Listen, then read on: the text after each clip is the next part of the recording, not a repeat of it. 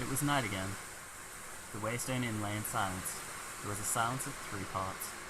The first part was a hollow, echoing quiet, made by things that were lacking.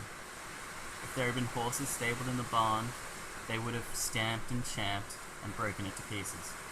If there had been a crowd of guests, even a handful of guests bedded down for the night, their restless breathing and mingled snores would have gently thawed the silence like a warm spring wind. If there had been music, but no, of course there was no music. In fact, there were none of these things, and so the silence remained. Inside the Waystone, a man huddled in his deep, sweet-smelling bed, motionless, waiting for sleep. He lay wide-eyed in the dark. In doing this, he added a small, frightened silence to the larger, hollow one. They made an alloy of sorts, a harmony. The third silence was not an easy thing to notice. If you listened for an hour, you might begin to feel it in the thick stone walls of the empty taproom, and in the flat, grey metal sword hanging behind the bar. It was in the dim candlelight that filled an upstairs room with dancing shadows. It was in the mad pattern of a crumpled memoir that lay fallen and unforgotten atop the desk, and it was in the hands of the man who sat there, pointedly ignoring the pages he had written and discarded long ago. The man had true red hair, red as flame. His eyes were dark and distant, and he moved with the weary calm that comes from knowing many things. The Waystone was his, just as the third silence was his.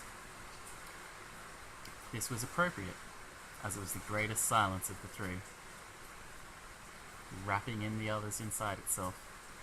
It was deep and wide as an autumn's ending. It was heavy as a great river mouth. It was the patient, cut flower sound of a man who was waiting to die.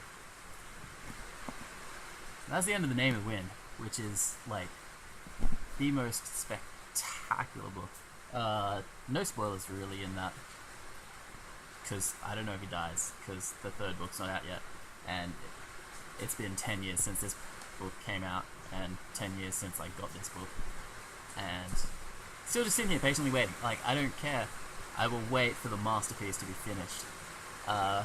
In my room today, because apparently we're not allowed to go outside. The government says no. So yeah, just finished reading my 4th book, and this is one of the most spectacular works that I've read. I'm glad I did this challenge this month, because I've just remembered like how good reading fiction is for me, and it's sort of completely cleared, well, not completely cleared, but like severely limited my addiction to the internet and things of that sort. So yeah, I guess. Welcome to my room, sort of. I've got my toys and my awesome signed posters over there from Hank, John, and Pat, the author of this novel. Pat does a lot of charity stuff, runs a great charity, World Builders. They do essentially 2 major fundraising campaigns through each year. Geeks Doing Good and their end of year one. I don't think it has a proper name.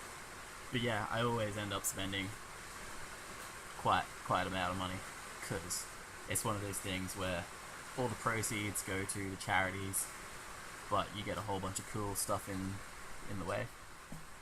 I'm pretty sure one runs exclusively through Indiegogo, Geeks Doing Good. I think the other one's like across platforms.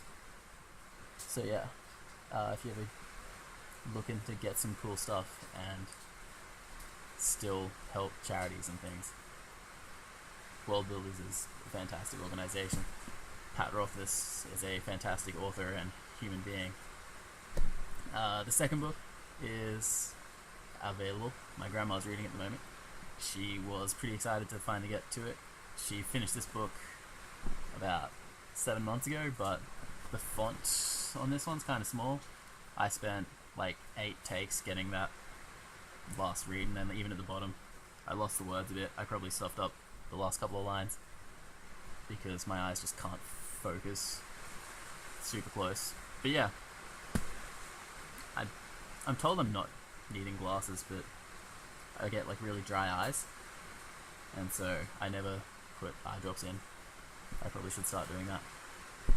But yeah, so when Grandma finishes the second book, I'll probably get that back and storm through that, and then still wait another couple of years for Doors of Stone, but it'll always be worth it.